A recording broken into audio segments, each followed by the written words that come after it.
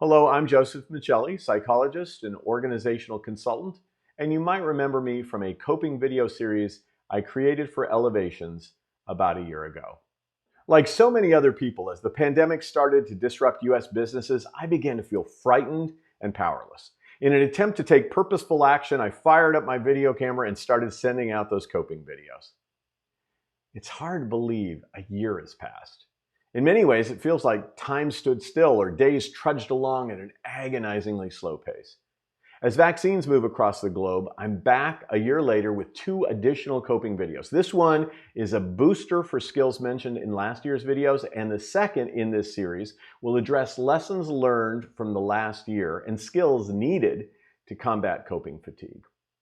Let's get started by honing in on 5 key concepts shared at the onset of the pandemic. Number 1, acknowledge your feelings. Often we can become so absorbed in the crises swirling around us that we don't take the time to assess how we're feeling. We're unaware of the emotions lurking below the surface. So let me ask, how are you feeling right now? Are you tired, stressed, somewhat hopeful, and somewhat concerned?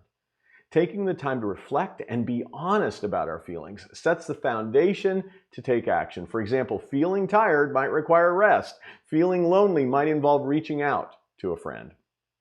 Number 2, share feelings with someone you can trust. The poet John Donne suggested that no person is an island. Humans are social creatures. We want to be seen, known, and understood.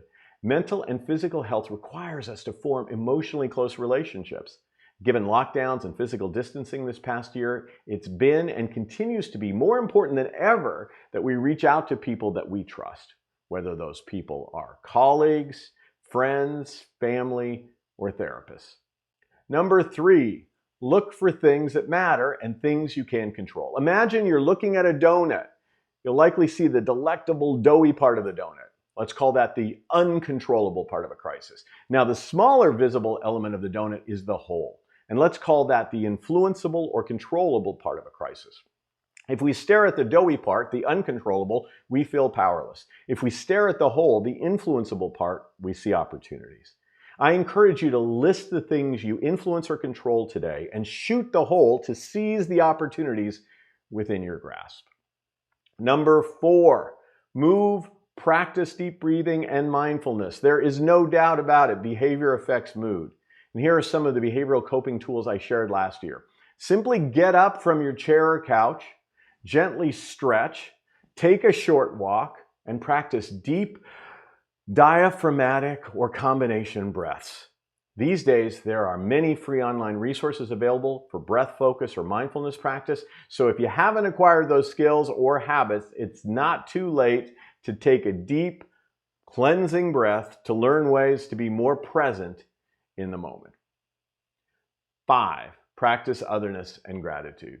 People who spend time serving others tend to be happier and more joyful than those who obsess about their own needs. Naturally, crises cause us to look inward, but many people find safe ways to rise above their self-focus to share their gifts and talents with others. And I strongly encourage you to look for ways to safely serve others. I'm convinced service serves us. And finally, last year I encouraged you to start a joy journal. And when we look for things for which we're grateful, we shift our focus away from the things which we aren't grateful, like disease or an altered lifestyle. On my gratitude list today, I've included the time you've taken to view this video. But what brings you joy? What are you grateful for? I'll visit again with one more updated video exploring lessons learned this past year and some tools you need immediately available given the fatigue of coping with this pandemic. I look forward to seeing you then.